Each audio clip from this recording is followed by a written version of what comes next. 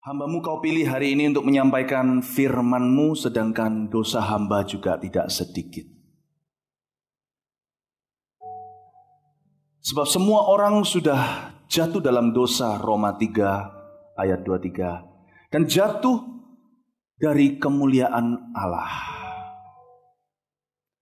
Ya Tuhan, namun demikian ya Tuhan, hamba-Mu hari ini berdiri sudah diampuni, karena Roma 6:23 berkata, sekalipun upah dosa ialah maut, tapi kasih karunia Allah ialah kehidupan yang kekal di dalam Yesus Kristus Tuhan. Hari ini ya Tuhan, hamba tahu semua orang datang ke sini untuk mencari keselamatan, entah buat dirinya atau buat temannya. Mereka datang kemari ya Tuhan untuk mendengarkan Engkau. Oleh karena itu sembunyikan hamba-Mu di balik salib Yesus, agar manusia mendengar suara Allah. Sebab hamba-Mu unda-undi dengan mereka kalau soal dosa. Tetapi hamba-Mu mau menceritakan pengampunan Allah yang maha ajaib dan dahsyat, yang setiap orang, segala ras dan agama dan usia boleh terima dan alami. Terima kasih Tuhan Yesus. Setiap orang ya Tuhan datang kemari ya Tuhan Yesus, karena ingin bertemu dengan Engkau. Karena itu biar semua hati yang haus Engkau lawat pada malam hari ini. Terima kasih Tuhan Yesus, Engkau baik. Biar Engkau ditinggikan, sebab ketika Engkau ditinggikan dan salib-Mu ditegakkan, Engkau akan menarik semua orang datang kepadamu sekarang, dan Roh Kudus pasti akan dicurahkan. Kami berdoa buat setiap orang yang perlu mendengarkan pesan ini, ya Tuhan, maupun mereka yang mendengarkannya lagi untuk memperbarui janji dan komitmen kepada Kristus. Tak ada satupun yang akan Kau luputkan. Terima kasih Bapa, di dalam nama Tuhan Yesus kami berdoa. Amin. Jangan duduk dulu, kita beri tepuk tangan untuk Tuhan Yesus dulu. Puji Tuhan. Saudara, waktu tadi saya sebelum naik ke atas, sebelumnya saya sempat pergi ke arah kantor dan melihat begitu banyak orang datang hari ini. Ada orang tua di bawah sana, ada yang membawa anak maupun bayinya.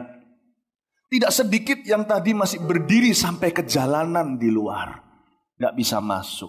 Saya ingin berkata kepada Anda bahwa iman itu timbul dari pendengaran. Jadi nggak apa-apa kalau Anda melihatnya dari jauh.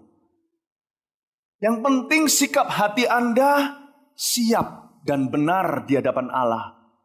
Jarang ada orang yang mengaku hidupnya benar.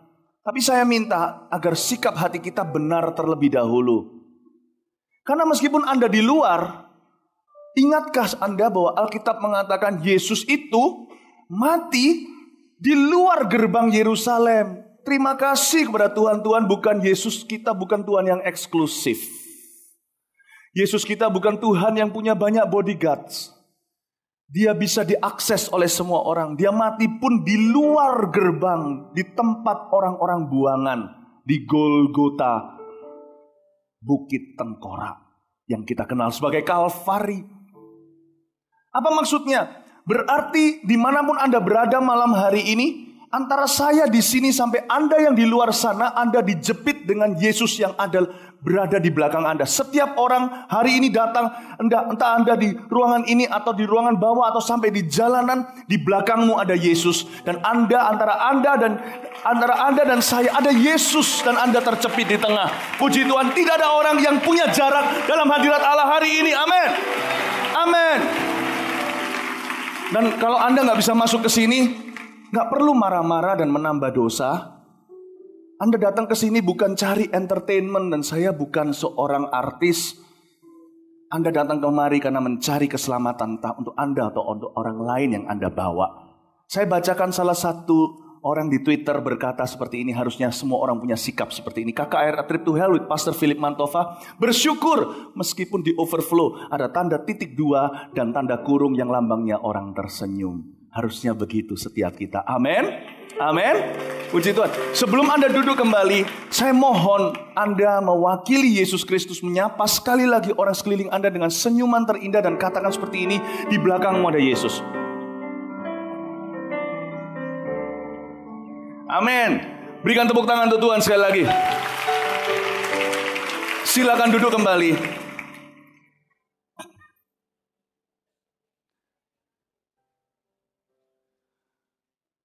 Tiga 13 tahun yang lalu, tepatnya 1 Januari tahun 2000, saya dibawa oleh Tuhan Yesus ke neraka secara nyata, artinya bukan mimpi maupun penglihatan Nabi. Tetapi saya secara sadar, cuman tidak bawa badan saya saja. Kita orang Kristen percaya bahwa manusia terdiri dari tubuh, ini kemahnya, tubuh itu cuman bajunya. Nah, baju ini adalah bajunya baju saya. Bajunya tubuh saya. Tubuh saya itu bajunya hidup saya.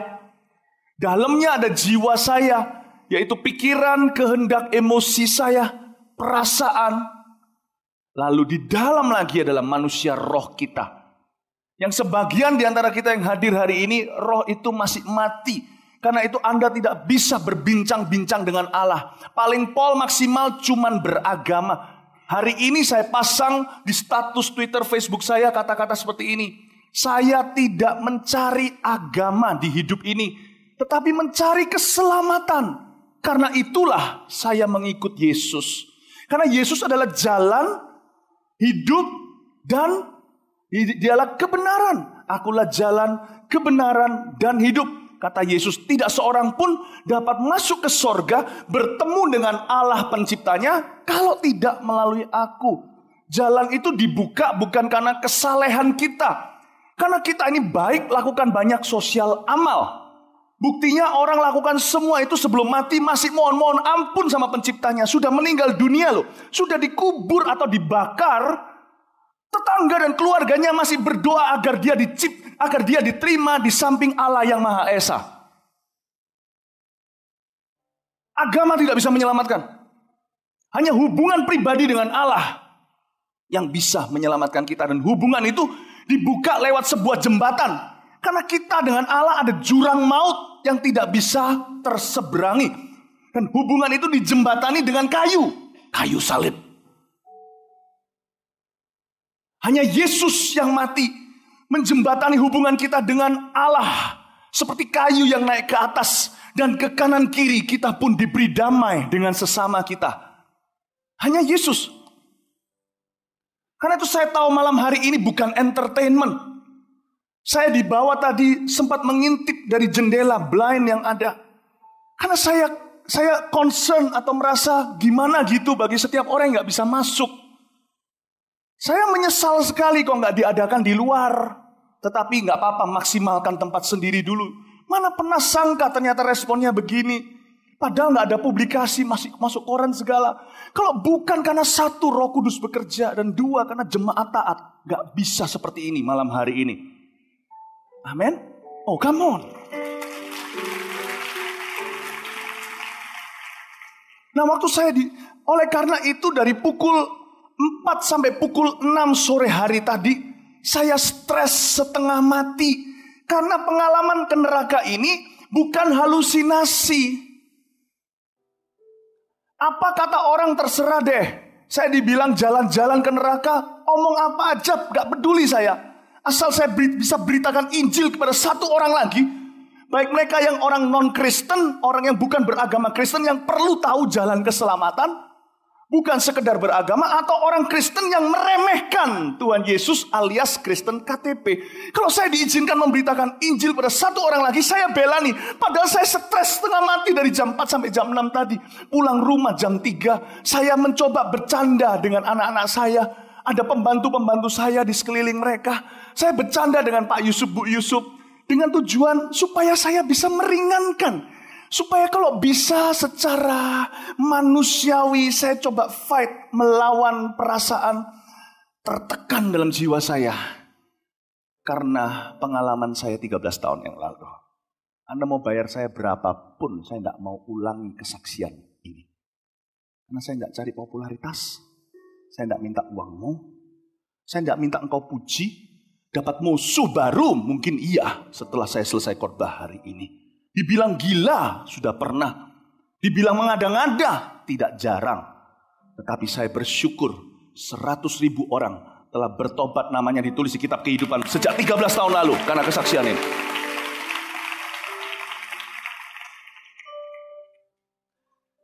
Saudara, pengalaman saya dibawa ke neraka adalah pengalaman nyata.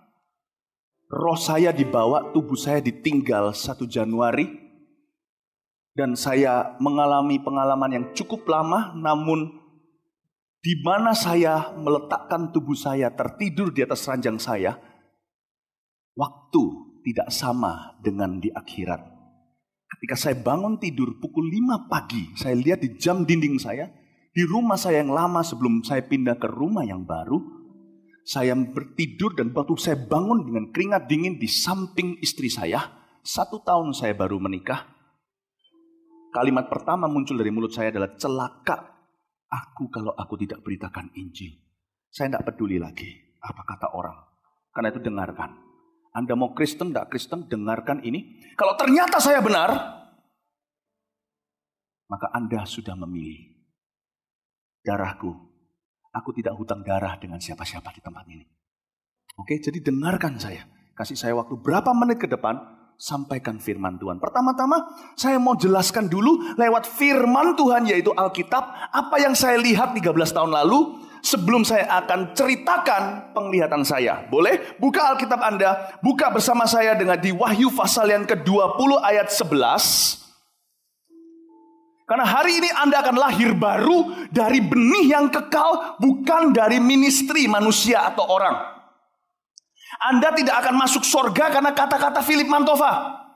Anda akan dicatat, nama Anda akan dihapuskan dari kitab hukuman, masuk di dalam kitab pengampunan, yaitu kitab kehidupan yang disebut di Alkitab karena firman Allah. Jadi saya suka hari ini menyebut Alkitab berkata, Alkitab berkata. Karena iman timbul dari pendengaran firman. Kesaksian saya cuman konfirmasi meneguhkan saja. Wahyu pasal yang ke-20, saya akan segera ceritakan apa yang saya lihat 13 tahun yang lalu dari firman Tuhan. Lalu setelah itu saya akan jelaskan lebih detail pengalaman saya di neraka. Wahyu 20 ayat 11, hukuman yang terakhir. Saya akan bacakan, lalu aku Yohanes di pulau Patmos, Rasul Yohanes melihat suatu tahta putih yang besar dan dia maksudnya Yesus Kristus yang duduk di atasnya. Dari hadapannya lenyaplah bumi dan langit dan tidak ditemukan lagi tempatnya. Coba katakan yang keras, tahta putih yang besar. 1, 2, 3. Tahta putih yang besar. Ingat-ingat, tahta putih yang besar ini yang duduk di atasnya adalah Yesus Kristus. Apapun agama, kepercayaan, latar belakang, ras, usia Anda, setiap orang mati akan ketemu penciptanya. Dan jangan terkejut sampai kita punya rahang jatuh ke bawah ketika yang Anda lihat ternyata Yesus Kristus. Dia ternyata bukan Allahnya orang Kristen. Dia adalah anak Allah yang hidup, Allah semesta alam. Karena itu saya tidak cari agama di hidup ini.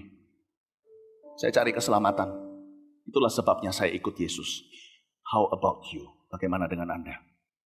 Malam ini, waktu tadi jam 4 sampai jam 6 saya stres setengah mati. Saya ingatkan diri sendiri bahwa malam ini bukan tentang neraka. Malam ini tentang pengampunan Allah. Saya benci bicara soal neraka. Karena Anda tidak pernah merasakan seperti yang saya rasakan. Waktu saya di Australia, dulu sekali. Sebelum KKR Trip to Hell tahun ini.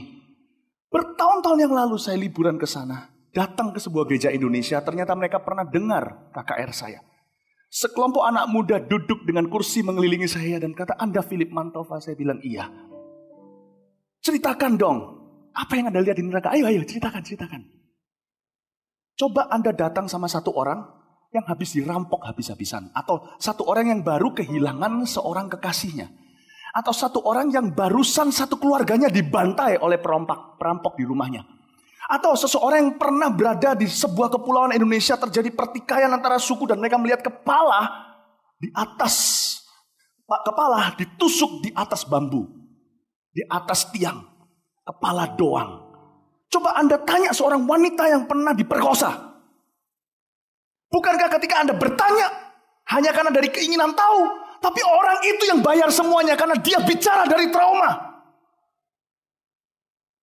Saya benci KKR Trip2Health. Jadi Anda tidak sendiri kalau Anda hari ini merasa terpaksa dibawa oleh temanmu datang. Saya juga terpaksa dibawa sama Tuhan datang ke sini untuk berkhotbah kepada Anda. Karena kalau tidak, celakalah aku kalau tidak memberitakan Injil. Karena apa yang saya lihat, sebagian Anda, saya tidak tahu jumlahnya berapa. Hari ini, malam ini Anda mati, Anda ke sana. Kalau sampai Anda ke sana setelah selesai saya berkhotbah, Anda tetap memilih demikian, karena Anda dulu mungkin tidak tahu, tapi hari ini saya beritahu, maka lihat tangan saya tetap putih, kuning, warnanya apa aja, tergantung Anda melihat warna tangan saya ini apa. Yang pasti tidak merah, sebab saya tidak berhutang dengan darah Anda. Darah Anda tertumpah atas kepala Anda sendiri. Saya Philip Mantova, bebas rasa bersalah. I love you. Jangan kira pendetanya malam ini marah-marah. Ini di hati ini dilema. Kalau anak Anda sudah mau masuk ke jurang, Anda tidak akan, nak, hati-hati. Anda tidak akan gitu kan? Atau, satu langkah lagi jatuh loh. Kalau anak Anda yang Anda sayangi satu-satunya, sebentar lagi sudah berada di ujung jurang maut. Jurang yang dalam, dia jatuh, dia mati, dan Anda sayang. Anda pasti akan menjerit. Stop! Kasar yang keluar dari hati kasih, itu yang susah dimengerti. I love you with all of my heart. Saya mengasihi Anda dengan segenap hati. Lalu aku melihat tahta putih yang besar. Katakan tahta putih yang besar.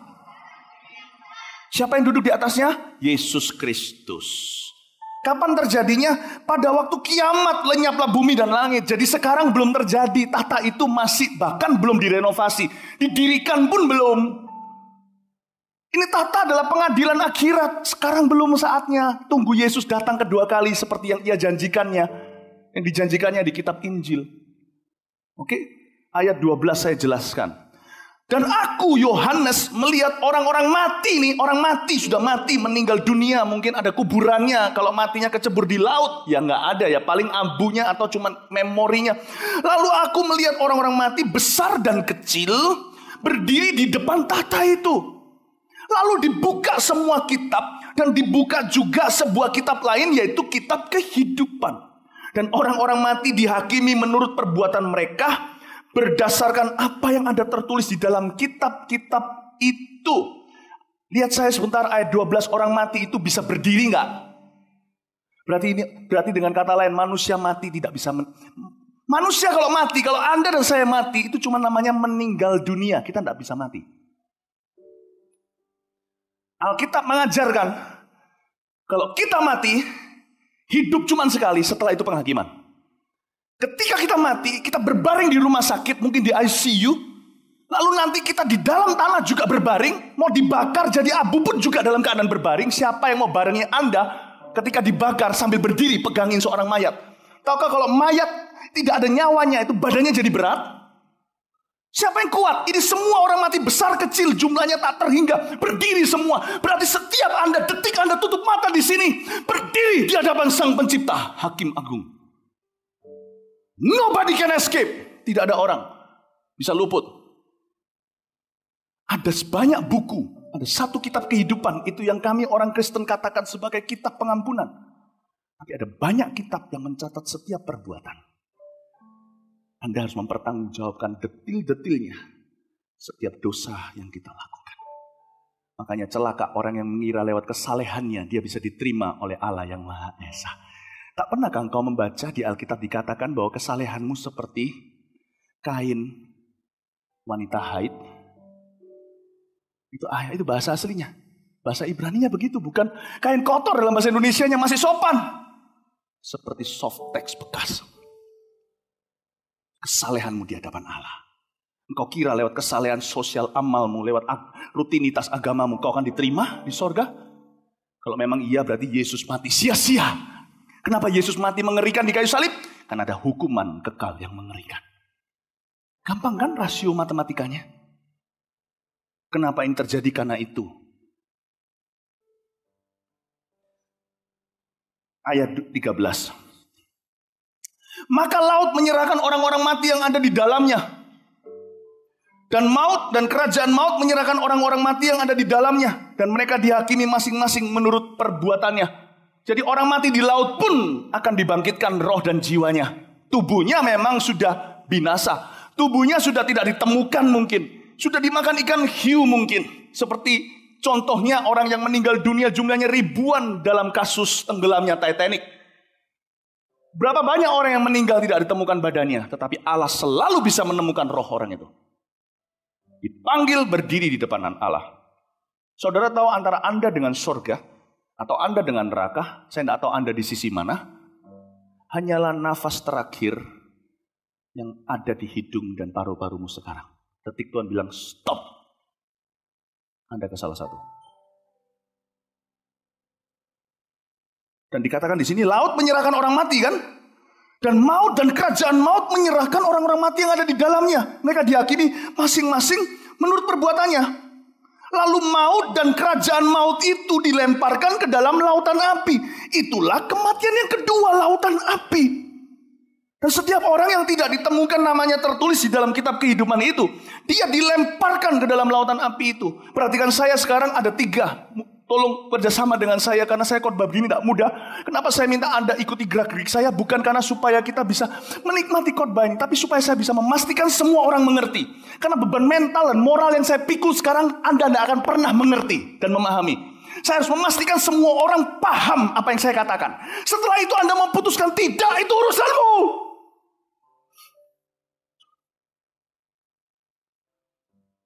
Saya biasanya nggak begini, tanya orang-orang rumah saya. Dengar. Munculkan tangannya begini, kepalkan. 1, katakan maut. 2, kerajaan maut. 3, lautan api. Ulang lagi, saya minta yang di overflow juga semua ikuti. 1, maut. 2, kerajaan maut. 3, lautan api. Oke, saya jelaskan. Maut tidak sama dengan kematian. Setiap manusia Kristen, gak Kristen, kenal Tuhan, gak kenal Tuhan. By the way, ngomong-ngomong, orang Kristen juga gak tentu selamat kalau Anda cuma beragama Kristen. Yesus berkata, bukan mereka yang berkata Tuhan, Tuhan yang masuk dalam kerajaan sorga, tapi mereka yang melakukan kehendak Allah. Oke, saya ulangi lagi sekarang ya. Maut, kerajaan maut dan lautan api. Saya jelaskan, tolong dengan seksama perhatikan. Setiap orang, besar kecil, tua muda, siapapun dia juga selalu akan mati. Tetapi maut adalah orang yang mati di luar Tuhan Yesus Kristus, atau yang mati di dalam Tuhan, atau yang mati di dalam dosanya, termasuk mereka yang cuman pura-pura mengaku Yesus adalah Tuhannya. Itulah yang disebut maut. Jadi kalau saya sekarang meninggal dunia, karena saya tahu saya sudah dicuci bersih dengan darah anak domba, saya hari ini di dalam hati nurani saya mengikut Yesus Kristus. Bukan sekedar beragama. Saya tahu waktu saya mati, jangan sebut saya mengalami maut. Tapi saya cuma meninggal dunia menuju upah saya di sorga. Tapi kalau Anda mati malam ini, dan Anda masih belum menerima pengampunan dosa, belum pernah terima Yesus secara pribadi, cuman ikut-ikutan, cuman tahu toh, pengetahuan tidak cukup, tapi mengenal Dia, dan Anda mati hari ini dalam dosa-dosamu, atau cuman pura-pura ikut Tuhan, detik Anda mati malam ini, Anda bukan cuma meninggal dunia, Anda mengalami maut, hilang selama-lamanya, jiwamu terbakar. Itu maut. Nah, yang saya lihat 13 tahun yang lalu adalah kerajaan maut. Dalam bahasa Ibraninya namanya Sheol, S-H-E-O-L, Sheol, tempat menyimpan orang mati. Adakah tempat itu? Ada. Dan tempat menyimpan orang mati itu sudah diciptakan sebelum Adam dan Hawa. Diciptakan untuk Lucifer dan 1/3 jumlah seluruh malaikat di sorga yang mengikuti pemimpin mereka yang baru, yaitu si setan, si ular naga, ular tua itu, si iblis. Jumlahnya berapa? Mana saya tahu. Tapi menurut waktu saya ngalami pengalaman melihat neraka 13 tahun yang lalu, saya lihat jumlah malaikat tidak kalah dengan populasi dunia. Satu orang dikeroyok begitu banyak orang di dalam neraka. Satu orang, satu jiwa yang terhilang, terkutuk selamanya. A condemned soul, jiwa yang sudah terkutuk tersebut dikeroyok dengan begitu banyak kuasa kegelapan. Dan Anda tahu, lebarlah jalan menuju maut, sempitlah jalan ke keselamatan. Anda harus berdesak-desak ke sana. Bukan berarti Anda harus membayar. Anda nggak bisa bayar keselamatan. Cuma Anda harus berdesak-desak. Sebab lebih mudah untuk kita terhilang di dunia ini. Lebih mudah untuk jatuh dalam dosa. Lebih mudah untuk masuk dalam pergaulan buruk. Lebih mudah untuk malas cari Tuhan daripada untuk mencarinya. Sempitlah jalan kepada sorga itu. Anda harus berdesak-desakan masuk seperti hari ini Anda mau masuk ke gereja. Tahukah berapa banyak orang yang sudah binasa dan yang akan binasa? Berapa orang yang sudah masuk ke neraka sejak Adam dan Hawa, dan berapa banyak lagi akan menyusulnya dari hari ini sampai Yesus datang? Kerajaan maut itu tempat menyimpan orang mati. Sheol, bahasa Yunaninya di Perjanjian Baru namanya Hades. Hades. Ya. Nah, kerajaan maut ini tempat di mana sekarang si iblis meletakkan tatanya. Sekarang juga iblis ada di sana. Itu adalah Mabes, markas besarnya. Loh, kok saya tahu? Anda tahu enggak? Jadi kalau Anda nanti mendengarkan cerita saya seputar sebagian besar tentang kerajaan maut, di mana iblis masih bebas bekerja. Sedangkan lautan api itu masih nanti setelah tahta putih besar didirikan setelah Yesus Kristus datang kedua kali. Jadi hari ini sebelum tahta putih itu berdiri, sebelum Yesus datang kedua kali, belum ada satupun baik iblis maupun manusia yang pernah hidup yang sudah dilempar ke sana. Karena hanya Yesus yang bisa berkata, "Enyahlah engkau pembuat kejahatan ke dalam api neraka selama-lamanya." Lautan api ini masih kosong kecuali di dalamnya ada api dan jurang maut yang tidak ada tumpuannya. Nah, yang saya lihat bukan lautan api itu, yang saya lihat adalah kerajaan maut itu. Namun dalam Roh Kudus saya diizinkan untuk melihat begitu jauh ke ujung kerajaan maut. Saya melihat ada bumbungan asap seperti dikatakan di Wahyu maupun Tesalonika. Di bumbungan asap itu terus menggumpal ke atas. Namun saya nggak bisa lihat ujung apinya. Berarti satu, jurang itu begitu dalam, tidak ada tumpuannya, atau dalam bahasa Inggrisnya the bottomless pit.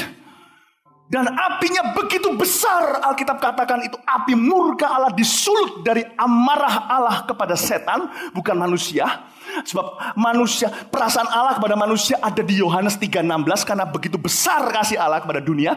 Tetapi kalau Anda memaksa, kalau Anda memutuskan untuk tidak menerima dia, sama dengan memutuskan untuk menolak dia, Allah nggak bisa berbuat apa-apa. Masa Yesus disuruh mati setiap hari di Kalvari untuk Anda dan saya lagi?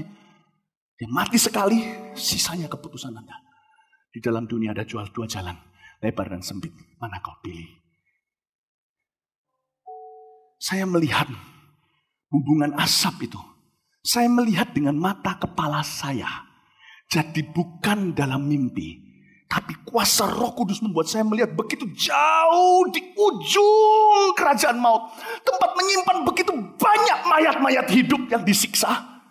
Saya melihat sebuah jurang tak ada ujungnya dengan api yang tidak kelihatan, tapi saya tahu di sana jiwaku merasakannya. Dan bumbungan asap itu luar biasa. Betapa besar murkanya, kata Wahyu, tidak dicampur dengan apa-apa. Kalau murka Allah yang di dalam lautan api itu 24 karat, 100 derajat, itu tidak ada kurangnya sama sekali. Full wrath. Saya bersyukur bahwa karena Yesus Allah yang kusembah ini sekarang kupanggil Bapa. Saya bersyukur karena Ibrani berkata ngeri benar kalau jatuh ke dalam tangan Allah yang murka. Praise the Lord, puji Tuhan. Roma 6:23 berkata kasih karunia Allah adalah melalui Yesus Kristus dan memberi kita kehidupan kekal. Saya sudah tidak lagi berada di sisi murkanya. Saya berada di sisi kasih karunia-Nya. Menerima pengampunannya bukan penghukumannya. Dan menerima kehidupan yang kekal bukan siksaan kekal. Anda di sisi mana? Jangan, saya tidak tanya Anda agama Kristen enggak. Anda di sisi mana? Karena Alkitab mengatakan barang siapa pernah diterangi hatinya, mengecap karunia sorga, bahkan dipenuhi oleh rohnya, namun sekali lagi menghina darah kasih karunia, menginjak-injak darah kasih karunia, menyalibkan Yesus sekali lagi, tidak ada pengampunan bagi dia lagi kecuali pembakaran yang kekal. Kitab Ibrani baca sendiri. Barang siapa berdosa dengan pengetahuan, tidak ada pengorbanan lagi bagi dia. Jadi kalau Anda tahu Anda berdosa, bertobatlah, mintalah pengampunan. Sekarang masih ada waktu. Nggak percaya? Anda masih bernafas. Masih ada waktu. Saya melihat lautan api itu. Nah, kerajaan maut ini yang saya lihat dari dekat. Nah, kerajaan maut ini, setan masih bebas. Jadi jangan heran nanti kalau saya ceritakan pada Anda pengalaman-pengalaman saya. Ketika melihat orang-orang yang sudah terlambat, tidak bisa diselamatkan, yang sudah meninggal dunia, dilempar di sana, baik yang matinya sejak Adam dan Hawa, maupun yang matinya baru beberapa hari saja. Saudara ingat nggak ketika Yesus sampai ke sebuah pulau namanya Gerasa? Dia sampai lalu ketika dia menginjakkan kakinya ke pulau itu, keluar dari perahu, tiba-tiba dia didatangi oleh satu orang yang kesurupan 6.000 setan. Kita menyebutnya legion. Dia datang, rantainya hancur. Karena setan itu menguasai tubuhnya, dia jadi lebih kuat di luar batas kemampuan manusia. Orang-orang merantainya, diputuskannya lagi. Rantai diputuskannya lagi. Dan dia suka berkeliaran di kuburan. Ketika dia datang ketemu Yesus, dia bilang apa? Ada apa urusanmu dengan aku? Apa urusanmu dengan aku? Hai engkau, aku tahu siapa kamu.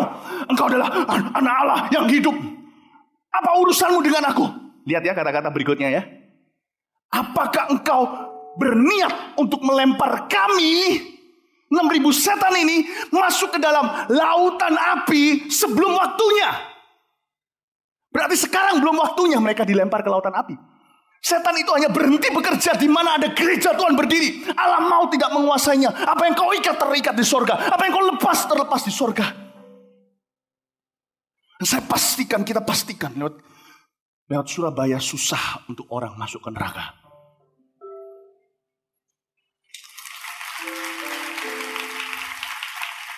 Setan akan punya saingan yang serius di kota ini. Berarti pada waktu itu dia berkata, apa urusanmu dengan kami? Apakah engkau enggak melemparkan kami masuk ke dalam lautan api sebelum waktunya? Yesus tegur dia. Lalu mengizinkan 6.000 setan itu masuk ke dalam babi-babi. Yang akhirnya disuruh semuanya bunuh diri dan terjun ke dalam jurang air. Dan mati lemas tenggelam. Dan orang itu sembuh. Dari sini kita tahu bahwa kerajaan maut, setan berkuasa. Di situ lama besarnya. Anda ingat ayat ini enggak? Kalau barang siapa yang pernah dihuni oleh iblis, roh jahat, lalu diusir keluar dari tubuhnya, roh itu akan pergi mengembara ke tempat-tempat tandus. Kata tandus, tempat tandus itu artinya kerajaan maut, Sheol, Hades. Dan ketika mereka sudah bosan dengan orang-orang yang sudah mati, yang gak bisa memberontak dengan Allahnya secara fresh, setan itu cari fresh blood. Darah yang segar.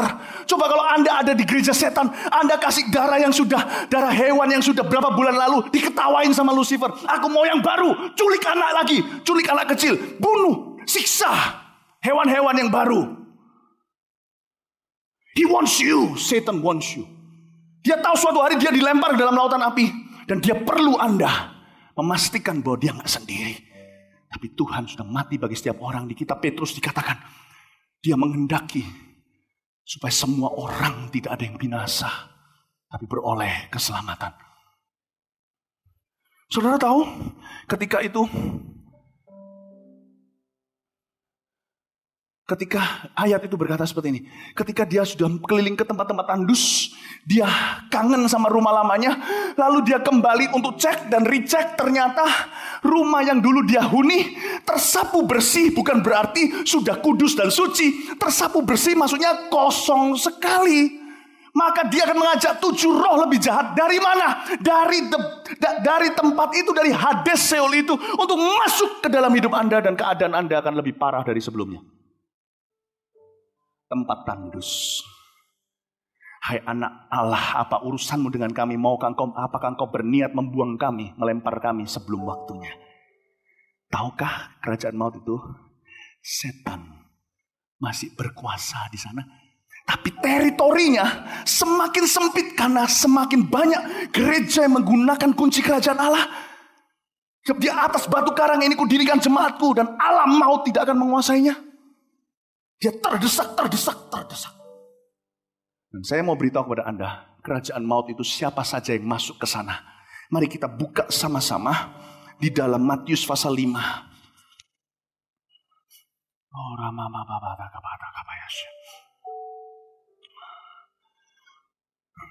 Matius 5 ayat 21 sampai 30. Saya masih ingat ayat yang dimana saya bicara sama orang yang pura-pura Kristen dulu ya. Yesus pernah memberikan sebuah perumpamaan. Ada orang yang suatu hari datang dan berkata, Tuhan, ketika dia diusir sama Tuhan di dalam pengadilan akhirat penyah, mereka protes, masih bisa protes lagi, masih merasa benar lagi. Bahaya. Roh agamawi itu membuat kita buta. Bukankah engkau makan dan minum di tempatku? Aku pernah ikut perjamuan kudus lagi. Bukankah engkau menyembuhkan? Malah ada orang yang ngaku-ngaku hamba Tuhan. Bukankah aku bernubuat demi namamu? Aku sembuhkan orang sakit. Yang menyembuhkan orang sakit itu nama Yesus, bukan tanganmu. Lalu Tuhan berkata, nyah. Berapa banyak orang mengira. Yang saya mau ngomong sama orang yang pura-pura Kristen dulu. Kristen. Tapi selingkuh gak apa-apa. You think God is a fool? You think God is suffering from a mental illness? Apakah Anda dan saya mengira Tuhan itu sakit mental? Dia nggak bisa membedakan kambing dan domba. Apalagi domba dan serigala. Dia tahu jelas bedanya. Saudara, saya ajak Anda melihat Matius pasal 5 ayat 21. Kamu telah mendengar yang difirmankan kepada nenek moyang kita, kata Yesus, jangan membunuh. Siapa yang membunuh harus dihukum. Tetapi aku berkata kepadamu, setiap orang yang marah terhadap saudara-saudaranya harus dihukum. Siapa yang berkata kepada saudaranya kafir harus dihadapkan ke mahkamah agama. Dan siapa yang berkata jahil harus diserahkan ke dalam neraka yang menyala-nyala. Kafir, jahil ini gak relevan buat dunia modern, gampang. Yang paling fresh saja. Waktu masuk ke sini tadi. Anda gak tahu saya siapa ya? Masuk ke gereja gak boleh masuk ke dalam. Itu sudah lebih. Ini kafir, jahil satu kata. Anda sudah 10 kata tadi. I am not afraid of you. Because if I do, I cannot love you. Saya beritahu Anda apa adanya. Tuhan yang menekan saya untuk bicara semua ini sekarang. Saya bicara dari roh dan dari jiwa yang tertekan. Dengarkan baik-baik. Sebab itu jika engkau mempersembahkan persembahanmu di atas mezbah dan engkau teringat akan sesuatu yang ada di dalam hati saudaramu terhadap engkau. Tinggalkanlah persembahanmu di depan mezbah itu. Pergilah berdamai dulu dengan saudaramu lalu kembali untuk mempersembahkan persembahanmu itu. Segera damai dengan lawanmu. Selama engkau hidup maksudnya. Di sini katanya selama engkau bersama dengan dia di tengah jalan. Tahukah Anda dan saya di tengah jalan hidup sekarang? Supaya lawanmu itu jangan serahkan engkau kepada hakim. Dan hakim itu menyerahkan engkau kepada pembantunya. Dan engkau dilemparkan ke dalam penjara.